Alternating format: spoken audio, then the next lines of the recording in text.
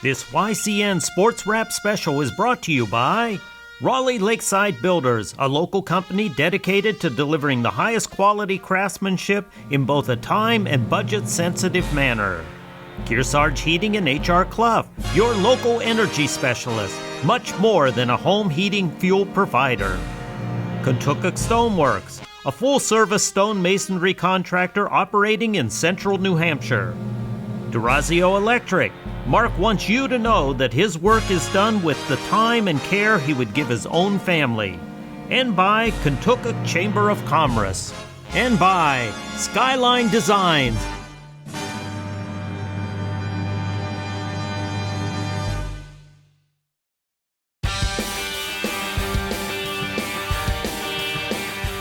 Hey, welcome back to this special Hopkinton baseball episode of YCN Sports Wrap. Thanks for sticking with us. So after the Hawks wrapped up their regular season, they took an 11-5 record and the 6th overall seed into the Division IV playoffs.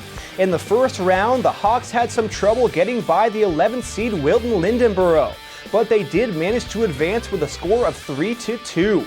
In the quarterfinals, Hopkinton had to take on the 3rd seed Groveton. The Hawks again were able to advance by just one run with another score of 3-2. And in the semis, Hopkinton had to beat the 2nd overall seed Littleton. And they did just that, winning 7-5, as the Hawks advanced into the Division IV finals. This is where we'll dive into the action between the 6th-seeded Hawks and the 5th-seeded Pittsfield Panthers. These two squads matched up twice during the regular season, with the Panthers winning both games. The saying goes, it's hard to beat a good team 3 times. Well, the Hawks were sure hoping this was the case. So now without further ado, let's take a look at this game between the Panthers of Pittsfield and the Hawks of Hopkinton. This game, played in Manchester, New Hampshire at Northeast Delta Dental Stadium, was a very quality baseball matchup, filled with solid pitching and timely hitting. Pittsfield's Casey Clark got the start for the Panthers, while Hopkinton countered with freshman Sam Crawford. To begin the game, leadoff hitter Colby Marshall put together a very good at-bat. He was rewarded with a half-swing base hit as the ball just got over the second baseman's head. 2-hitter Will Reinhardt then stepped up to the plate, and he laid down a perfect sacrifice bunt to move Marshall to second. Then starting pitcher Crawford managed to ground a ball to the left of the shortstop. He had to dive to save the ball from going into the outfield and had no play, as Crawford recorded the single, which also moved Marshall over to third with 1 out. Crawford soon was able to steal second base, and Dustin Rose flew out to the center fielder, but it was deep enough for a sac fly, with Marshall coming across the plate to give Hopkinton an early 1-0 lead.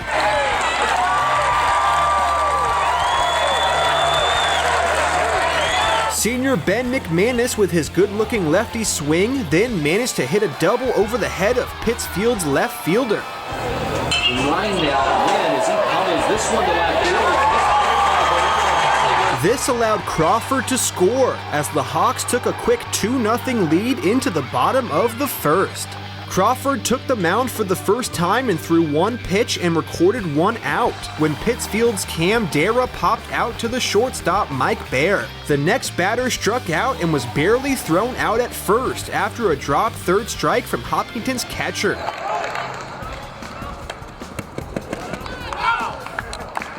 Crawford sat down Pittsfield in order 1-2-3. Panthers starting pitcher Clark settled down in the top of the second as he matched Crawford with his own 1-2-3 inning. In the bottom half, Sam ran into a bit of trouble after a 1-out walk and a stolen base, but he pitched around the small jam and escaped with no damage as he looked dominant.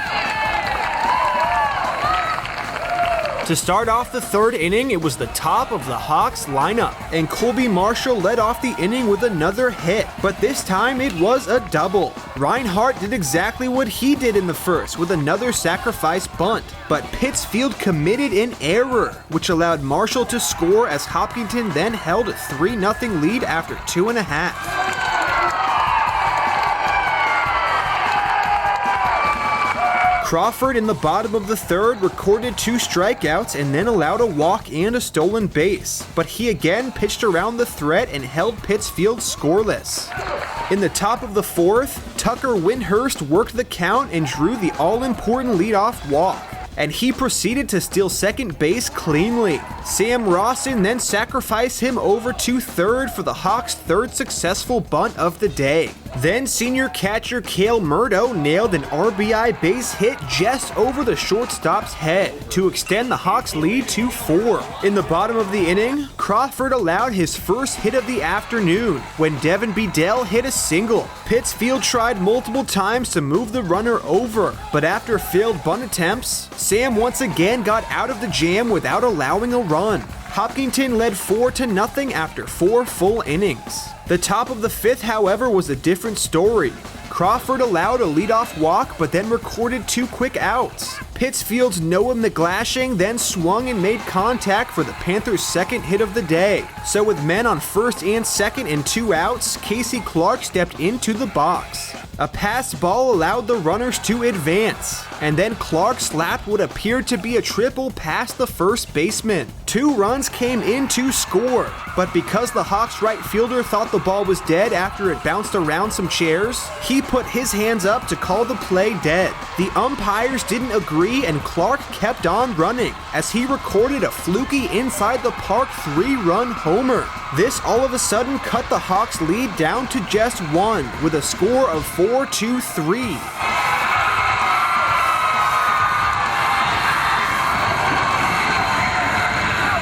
Hopkinton didn't get down on themselves, and they responded in the bottom of the 5th. After Rose worked a leadoff walk, McManus was hit by a pitch, and Windhurst laid down a sac bunt, moving the runners over. Rawson then followed Windhurst with his own bunt, which was basically a safety squeeze, as Rose came in to score on the RBI sacrifice. This gave the Hawks a small 2-run cushion with a score of 5-3. Crawford, still going strong from the mound, pitched a 1-2-3 inning in the 6th, which was just what his team needed.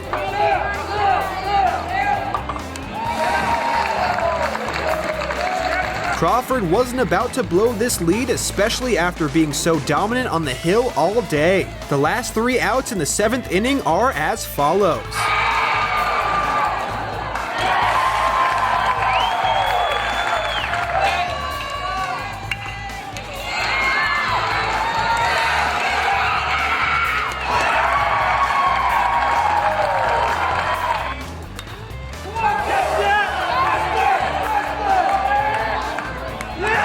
The Hopkinton Hawks won the NHAA Division IV State Championship with a final score of 5-3. Crawford recorded the win and pitched a complete game with 7 innings, allowing just 3 hits and 3 walks to go along with an impressive 7 strikeouts. And oh yeah, he's just a freshman. Rose, McManus, Murdo, Rawson, and Crawford all had RBIs as the Hawks put together a solid day at the plate. Hopkinton won this game by manufacturing runs. 4 of its 5 scored on the day were either brought home or moved into scoring position via the bunt. The Hawks won their first baseball championship since 2012 and first in Division IV. They finished the year with an overall record of 15-5. They'll lose 5 key seniors to graduation, but guys like Crawford, Yanakopoulos, Rawson, and Rose will all be returning for what should be another memorable season. 1, 2, 3. Congratulations to the 2017 Division IV baseball champions, the Hopkinton Hawks. What a great game it was, filled with quality pitching and timely hitting. We're going to take a quick commercial break, but when this YCN Sports Wrap special returns, we'll be hearing from Hopkinton's head coach, as well as a number of players, to hear what they had to say about their championship victory. We'll be right back.